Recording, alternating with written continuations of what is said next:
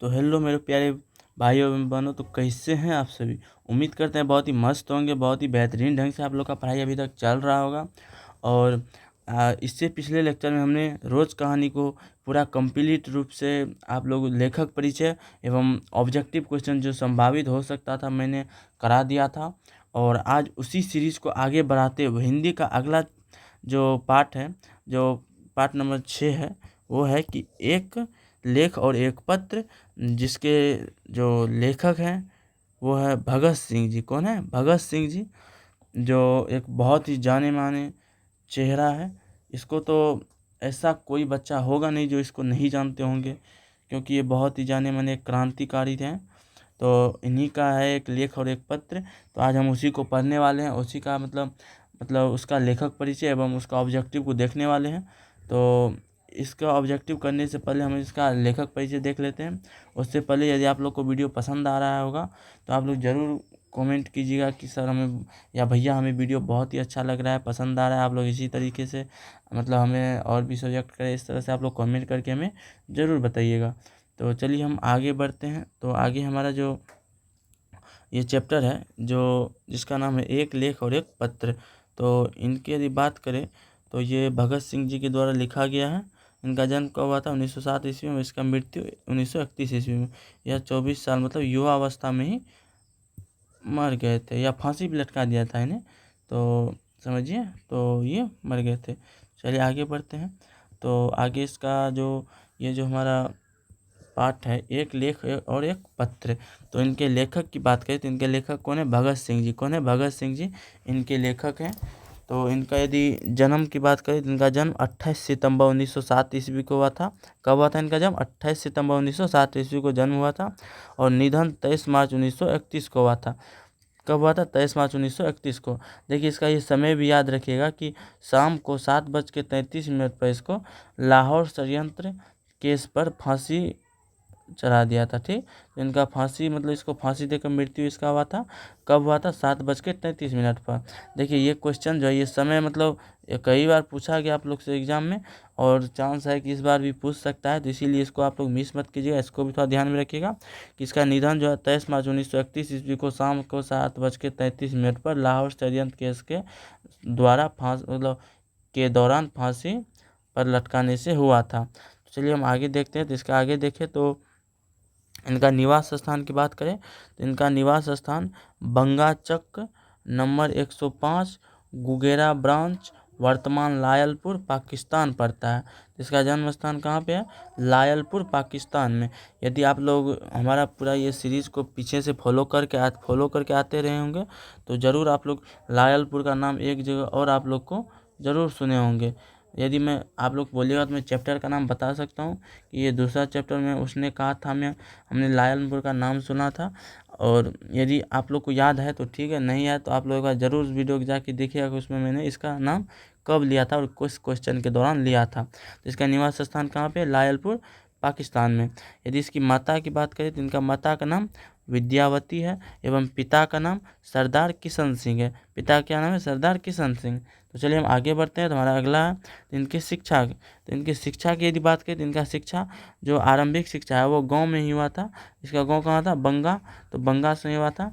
फिर लाहौर के DA school से इन्होंने 9वीं तक पढ़ाई की। 9वीं तक कहाँ से पढ़ाई की? DA school. कहाँ पे पढ़ता है ये? लाहौर में। तो यहाँ से इन्होंने डीए से 9वीं की पढ़ाई कंप्लीट की। उसके बाद इसने बीए की जो पढ़ाई है वो पूरा नहीं कर पाया, उसके दौरान ही पढ़ाई छोड़नी पड़ी। तो इसका बीए कंप्लीट नहीं हो पाया था। शिक्षा इसका बहुत ही शॉर्ट में है कि इसका शिक्षा पहले अपने गांव से हुआ था। फिर लाहौर के डीएवी स्कूल से 9वीं तक पढ़ाई की। उसके बाद इसका बीए के दौरान ही इसको पढ़ाई छोड़ना पड़ा था। यदि इसको प्रभाव देखिए इसका इसके ऊपर किसका ऐसा किस व्यक्ति का इतना प्रभाव पड़ा कि इसको क्रांतिकारी बनने का जोश आया, जुनून आया। तो इनकी यदि बात करें तो देखिए बचपन में करतार सिंह सराभा और 1914 में गदर पार्टी के प्रति आकर्षण, देखिए बचपन में इन्होंने करतार सिंह सराभा से आकर्षित हुए और 1914 कि गदर पार्टी के प्रति भी इसका आकर्षण बढ़ा और इसी के प्रभाव से यह क्रांतिकारी बनने का मतलब क्रांतिकारी बनने की ओर बढ़ने लगे। 16 नवंबर 1915 को सरावा को फांसी दे दी गई। ठीक, और जिस समय सरावा जी को फांसी दे दी गई थी उस समय भगत सिंह सिर्फ 8 वर्ष के थे। कितने वर्ष के थे? महज 8 वर्ष के थे। और सरावा देखिए, ये जो है मतलब भगत सिंह जी मतलब ये करतार सिंह सरावा का चित्र को अपनी जेब में लेके घूमते थे या रखे रहते थे ताकि उसको उससे मोटिवेशन मिल सके, अभिप्रेरणा मिल सके। तो ये इसका मतलब इसके ऊपर प्रभाव को देख लिया। यदि इसकी गतिविधियाँ की बात करें तो इनकी गतिविधियाँ की यदि हम बात करें तो इन्होंने देखिए बहुत ही कम उम्र में 12 वर्ष की उम्र में ही जलियांवाला बाग की मिट्टी से क्रांतिकारी जीवन का शुरुआत किया। देखिए, जलियांवाला बाग जो अप्रैल 1919 को हुआ था, इसके बारे में आप लोग को ज़रूर पता होगा। तो इसी जलियांवाला बाग के मिट्टी से मतलब इसी दौरान से उन्होंने क्रांतिकारी जीवन में मतलब अपना दाखिला लिया। उस समय इसका उम्र कितना था? 12 वर्ष। मान लीजिए आप लोग से सवाल पूछ दिया गया कि भगत सिंह जी जो थे मतलब अपने क्रांतिकारी जीवन में कब दाखिल हुए, तो कब हुए थे? 12 वर्ष की उम्र में हुए थे। तो देखिए, उसके बाद जलियांवाला बाग के बाद 1919 ईस्वी में चोरी चौरा कांड, फिर उसके बाद महात्मा गांधी और कांग्रेस से मोहभंग आंदोलन में, फिर 1923 में जो पढ़ाई और घर छोड़ गणेश शंकर विद्यार्थी के साथ मतलब देखिए 1923 में इन्होंने पढ़ाई छोड़ दी, फिर घर छोड़कर गणेश शंकर विद्यार्थी के साथ 1926 में ये नौजवान भारत सभा का गठन किया। किसका गठन किया 1926 में? देखिए, नौजवान भारत सभा का गठन किया। फिर 1923 से 25 तक चंद्रशेखर आज़ाद के साथ मिलकर हिंदुस्तान समाजवादी प्रजातांत्रिक संघ का गठन। फिर क्या हुआ? देखिए, 1923 से 28 तक जो था वो चंद्रशेखर आज़ाद जी के साथ मिलकर हिंदुस्तान समाजवादी प्रजातांत्रिक संघ का गठन किया। फिर उसके बाद 8 अप्रैल 1929 को बटुकेश्वर दत्त और राजगुरु के साथ केंद्रीय असेंबली में बम फेंकने के जुर्म में इसे गिरफ्तार किया गया और फिर आगे जो इसी के कारण इसको फांसी भी दे दी गई थी। तो और इसके फांसी के दौरान ये मतलब राजगुरु को भी फांसी मिला था। इसके देखिए, जिस समय भगत सिंह को फांसी दिया गया था तो इसके साथ 3 आदमी को फांसी दिया था। ठीक, तो इसको थोड़ा ध्यान में रखिएगा। और ये इसकी गतिविधियाँ हो गई जो मतलब इन्होंने देखिए इसका मतलब जीवन तो मात्र 24 साल तक ये जिए।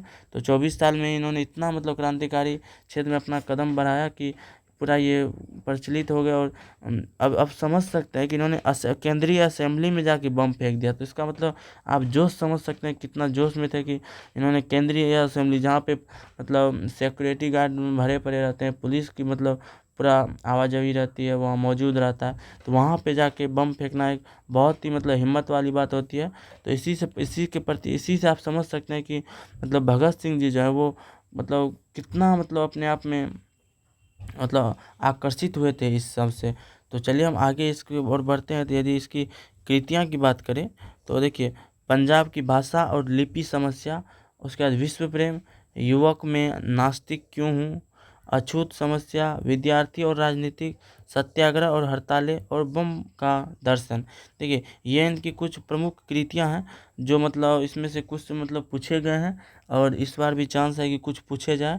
तो आप लोग इसको थोड़ा ध्यान में रखिएगा ताकि आप लोग से यदि क्वेश्चन इसमें से कोई भी सवाल पूछा जाए तो आप लोग को ऐसा ना हो कि आप लोग मतलब मिस कर जाए।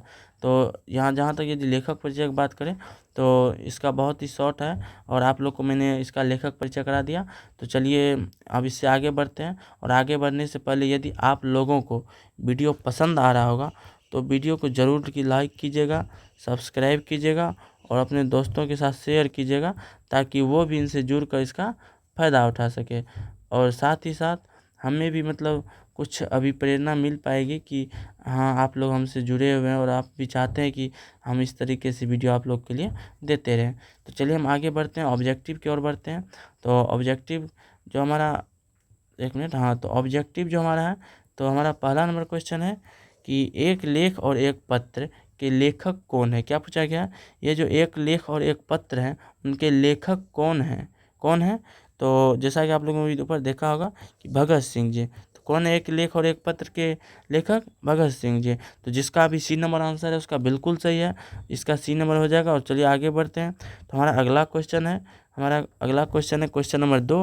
और ये क्वेश्चन कहा जा रहा है आप लोगों से कि भगत सिंह के अनुसार आत्महत्या क्या है? बताइएगा आप लोग कमेंट में इसका आंसर कि कौन सा ऑप्शन होगा कि भगत सिंह के अनुसार जो है आत्महत्या क्या है? अच्छा है, ऑप्शन नंबर बी खराब है, ऑप्शन नंबर सी कायरता है और ऑप्शन नंबर डी डरपोक है। बताइएगा आप लोग कमेंट में इसका आंसर क्या। तो जैसा कि मैं आप लोग का कमेंट में इसका आंसर देख पा रहा हूँ, आप सभी ऑप्शन नंबर सी के साथ जा रहे हैं और सी बिल्कुल सही है कि भगत सिंह के अनुसार आत्महत्या एक कायरता है। ठीक, और ये सही भी है कि देखिए आप लोग कभी भी आत्महत्या का सोचिएगा मत, क्योंकि आत्महत्या एक कायरता का ही स्वरूप है। तो चलिए हम आगे बढ़ते हैं। हमारा अगला क्वेश्चन है क्वेश्चन नंबर 3। और ये क्वेश्चन कह रहा है कि भगत सिंह सरकार के किस राय पर खफा थे? क्या पूछा गया है कि भगत सिंह जो थे वो सरकार से कब खफा थे, तो उसका मतलब क्या विचार किस राय पर? तो ऑप्शन नंबर ए है छात्र को राजनीतिक से दूर रखने की राय पर, ऑप्शन नंबर बी है छात्र को राजनीतिक के करीब रखने की राय पर, ऑप्शन नंबर सी है छात्र को राजनीतिक में कदम रखने के राय पर, या ऑप्शन नंबर डी है इनमें से कोई नहीं। तो इसका आंसर हो जाएगा आप लोग को ऑप्शन नंबर बी कि देखिए भगत सिंह जो थे वो सरकार के इस राय से मतलब बहुत ही खपा थे कि उनका सरकार का मानना था या कहना था कि देखिए छात्र को राजनीतिक में अपना मतलब चहल पहल नहीं दिखाना चाहिए, उससे दूर रहना चाहिए, और भगत सिंह जी इसी से नाखुश थे। तो चलिए इसका आंसर हो जाएगा आप लोग का ऑप्शन नंबर ए। तो जिसका भी ए है बिल्कुल सही है। तो चलिए हम आगे बढ़ते हैं। तो हमारा अगला क्वेश्चन है क्वेश्चन नंबर 4। और ये हमें क्वेश्चन बताया जा रहा है या कहा जा रहा है कि भगत सिंह के आदर्श पुरुष कौन थे? देखिए यदि आप लोग अभी ऊपर में देखे होंगे तो मैं आप लोग को इसमें इसका आंसर जरूर मिल जाएगा। तो चलिए हम देख लेते हैं। इसका ऑप्शन है option number A Kartar Singh, option number B Mahatma Gandhi, option number C Indira Gandhi और option number D Guru Nanak. तो इसका आंसर आप लोग को ऑप्शन नंबर ए हो जाएगा। जो करतार सिंह सराभा थे वो इनके आदर्श पुरुष थे, क्योंकि इनका देखिए इनका जेबी में इसका पॉकेट में अपना इसका एक फ़ोटो लेके हमेशा चलते थे, और इनसे इसको बहुत ही आकर्षण था इसी के क्रांतिकारी विचारों को इन्होंने भी फॉलो किया था। तो चलिए हम आगे बढ़ते हैं। तो हमारा अगला क्वेश्चन है क्वेश्चन नंबर 5। और ये हमारा क्वेश्चन है कि सन 1926 में भगत सिंह ने किस दल का गठन किया था? क्या पूछा गया है कि देखिए 1926 में किस दल का गठन किया गया था? तो आप लोग को यदि लेखक परिचय पर भी ध्यान दिए होंगे तो आप लोग जरूर इसका आंसर दे पाइएगा। तो इसका आंसर क्या होगा आप लोग बताइएगा कमेंट में। ऑप्शन नंबर ए है नौजवान भारत सभा का, ऑप्शन नंबर बी है गदर सभा का, ऑप्शन नंबर सी है क्रांतिकारी सभा का और ऑप्शन नंबर डी इनमें से कोई नहीं। तो जैसा कि मैं आप लोग का कॉमेंट में देख तो बिल्कुल सही आप लोग का, और ऑप्शन नंबर ए के साथ ही आप लोग जा भी रहे हैं और बिल्कुल सही एक नंबर 1926 में भगत सिंह जी ने नौजवान भारत सभा का गठन किया था। तो चलिए हम आगे बढ़ते हैं। तो हमारा अगला क्वेश्चन है क्वेश्चन नंबर 6। और ये क्वेश्चन कह रहा है कि भगत सिंह का जन्म कब हुआ था? देखिएगा आप लोग थोड़ा ध्यान से, क्या पूछा गया है कि जन्म कब हुआ था? तो कब हुआ था आप लोग बताइए कमेंट में आंसर। ऑप्शन नंबर है 28 सितंबर 1907 को, ऑप्शन नंबर बी है 10 सितंबर 1910 को, ऑप्शन नंबर सी है 15 जून 1920 को और ऑप्शन नंबर डी है 17 फरवरी 1960 को। तो इसका आंसर आप लोग को ऑप्शन नंबर ए हो जाएगा। भगत सिंह जी का जन्म 28 सितंबर को 1907 ईस्वी में हुआ था। तो चलिए आगे बढ़ते हैं। तो हमारा अगला क्वेश्चन है क्वेश्चन नंबर 7।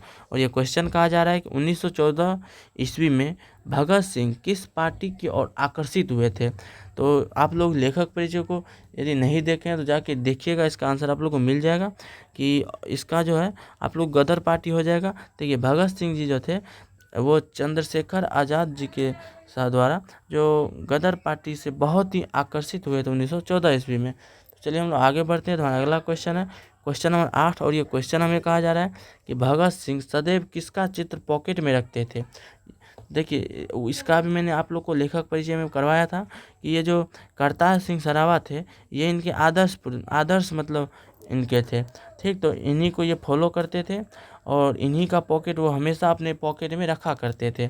तो कौन क्या हो जाएगा इसका आंसर? तो करतार सिंह सरावा जी, ऑप्शन नंबर डी। तो जिसका भी डी है उसका बिल्कुल सही है। तो चलिए हम आगे बढ़ते हैं। तो हमारा अगला क्वेश्चन है क्वेश्चन नंबर 9। और ये क्वेश्चन है कि भगत सिंह किस उम्र से क्रांतिकारी गतिविधियों में सक्रिय हुए थे? तो इसका ये वह उम्र बताना है जिससे वह अपने क्रांतिकारी जीवन की शुरुआत किए थे। तो इसका ऑप्शन है ऑप्शन नंबर ए है 12 साल, ऑप्शन नंबर बी है 18 साल, ऑप्शन नंबर सी है 10 साल और ऑप्शन नंबर डी है 15 साल। तो आप लोग का जैसा कि मैं कमेंट देख पा रहा हूँ, आप सभी 12 साल के साथ मतलब ऑप्शन नंबर ए के साथ जा रहे हैं, और ये बिल्कुल सही है कि भगत सिंह जी जो है वो 12 साल की उम्र से अपने मतलब क्रांतिकारी जीवन की शुरुआत किए थे। तो हमारा अगला क्वेश्चन है क्वेश्चन नंबर 10, और हमें हमारा 10 क्वेश्चन नंबर कह रहा है कि भगत सिंह कब चोरी चोरा कांड में शरीक हुए, मतलब शामिल हुए थे। तो इसका ऑप्शन नंबर ए है 1925 में, ऑप्शन नंबर बी है 1920 में, ऑप्शन नंबर सी है 1918 में, और ऑप्शन नंबर डी है 1922 में। तो आप लोग कमेंट में बताइएगा इसका आंसर क्या हो जाएगा। तो इसका आंसर हो जाएगा आप लोग ऑप्शन नंबर डी। ये जो भगत सिंह जी थे वो चोरी चोरा कांड में 1922 ईस्वी में शामिल हुए थे। तो देखिए, जो भी बच्चे अभी तक कंटिन्यू, जो भी मेरे भाई एवं बहन अभी तक कंटिन्यू देख रहे हैं, यदि आप लोग को वीडियो पसंद आ रहा होगा तो वीडियो को लाइक कीजिएगा, चैनल को सब्सक्राइब कीजिएगा, और अपने दोस्तों के साथ भी शेयर कीजिएगा ताकि उनको भी इसका लाभ मिल सके। चलिए हम आगे बढ़ते हैं, हमारा अगला क्वेश्चन देखते हैं। हमारा अगला क्वेश्चन है क्वेश्चन नंबर 11, और ये क्वेश्चन हमें कहा जा रहा है कि भगत सिंह ने नौजवान सभा की शाखाएं कहाँ पर स्थापित की थी। देखिए, भगत सिंह जी ने जो नौजवान सभा का गठन किया था तो उसका ब्रांच जो है वो कहाँ कहाँ पर स्थापित किया था। तो ऑप्शन नंबर ए है पटना दिल्ली में, ऑप्शन नंबर बी है कानपुर कलकत्ता में, ऑप्शन नंबर सी है अजमेर गांधीपुर में, और ऑप्शन नंबर डी है विभिन्न शहरों में। तो इसका आंसर हो जाएगा आप लोग ऑप्शन नंबर डी, विभिन्न शहरों में। देखिए, भगत सिंह जी जो थे वो विभिन्न शहरों में ये नौजवान सभा का गठन जो हुआ था उसकी शाखाएँ को स्थापित किया था। चलिए हम नेक्स्ट क्वेश्चन की ओर बढ़ते हैं। हमारा अगला क्वेश्चन है क्वेश्चन नंबर 12, और ये क्वेश्चन कह रहा है कि भगत सिंह को किस षड्यंत्र केस में फांसी की सजा हुई थी। तो हमारा ऑप्शन है option number A Lahore, option number B Patna षड्यंत्र case, option number C Delhi षड्यंत्र केस, और ऑप्शन नंबर डी कलकत्ता षड्यंत्र केस। तो इसका आंसर हो जाएगा आप लोग को ऑप्शन नंबर ए। तो इसका आंसर आप लोग को क्या हो जाएगा, ऑप्शन नंबर ए हो जाएगा कि ये जो मतलब लाहौर षड्यंत्र केस था, तो इसी में मतलब भगत सिंह जी को फांसी की सज़ा दी गई थी। भगत सिंह जी के साथ मतलब 2 और व्यक्ति थे, उन तीनों को एक साथ फांसी दी गई थी। तो इसका मतलब अपराध क्या था कि इन्होंने मतलब केंद्रीय असेंबली में बम फेंकने की गुनाह की थी। तो चलिए हम आगे बढ़ते हैं। तो हमारा अगला क्वेश्चन है क्वेश्चन नंबर 13, और ये हमें क्वेश्चन कहा जा रहा है कि भगत सिंह जी के पिता कौन थे। मतलब भगत सिंह जी के पिता का नाम पूछा जा रहा है आप लोग से। तो ऑप्शन नंबर ए है Suraj Singh Chauhan, option number B है Kishan Singh, option number C है गुप्त प्रसाद, और ऑप्शन नंबर डी है प्रेम सिंह। तो इसका आंसर आप लोग कमेंट में बताइएगा क्या हो जाएगा। तो इसका आंसर हो जाएगा आप लोग ऑप्शन नंबर बी, जो भगत सिंह जी थे उसके पिताजी का नाम सरदार किशन सिंह थे। चलिए हम आगे बढ़ते हैं। हमारा अगला क्वेश्चन है क्वेश्चन नंबर 14, और ये हमें क्वेश्चन कहा जा रहा है। देखिए, आत्महत्या एक घृणित अपराध है, यह पूर्णतः कायरता का कार्य है। ये आप लोग को एक मतलब 2 लाइन है कि देखिए, आत्महत्या जो है घृणित अपराध है और यह पूर्णतः कायरता का काम है। यह कथन किसका है या ऐसा किसका मानना है ये। तो आप लोग कमेंट में बताइएगा इसका आंसर क्या हो जाएगा। तो इसका आंसर मैं ऑप्शन दे रहा हूँ। तो इसका ऑप्शन नंबर ए है शमशेर बहादुर सिंह का, ऑप्शन नंबर बी है अशोक वाजपेयी जी का, ऑप्शन नंबर सी है रघुवीर साय का, और ऑप्शन नंबर डी है भगत सिंह जी का। तो इसका आंसर हो जाएगा आप लोग ऑप्शन नंबर डी। ऐसा भगत सिंह का मानना था कि अपराध जो है मतलब आत्महत्या जो है घृणित अपराध है और यह पूर्णतः कायरता का ही काम है। तो चलिए हमारा नेक्स्ट क्वेश्चन की ओर बढ़ते हैं, और हमारा अगला क्वेश्चन है क्वेश्चन नंबर 15, और ये हमारा आज का आखिरी क्वेश्चन होने वाला है। क्योंकि देखिए, यह मतलब बहुत ही छोटा मतलब हमारा पार्ट है, तो इसमें इसलिए बहुत ही कम ऑब्जेक्टिव बनते हैं। जो भी ऑब्जेक्टिव है इसमें सब मेन ऑब्जेक्टिव है, तो आप लोग इसको सभी को ध्यान में रखिएगा और लेखक परिचय को भी एक बार ध्यान में रखिएगा, क्योंकि हो सकता है कि आने वाले साल में से इसमें ज़रूर 1 न 2 सवाल पूछ लिया जाए, तो आप लोग इसका ध्यान में रखिएगा। तो चलिए हम देख लेते हैं हमारा अंतिम क्वेश्चन को। हमारा अंतिम क्वेश्चन है कि एक लेख और एक पत्र शीर्षक पाठ क्या है।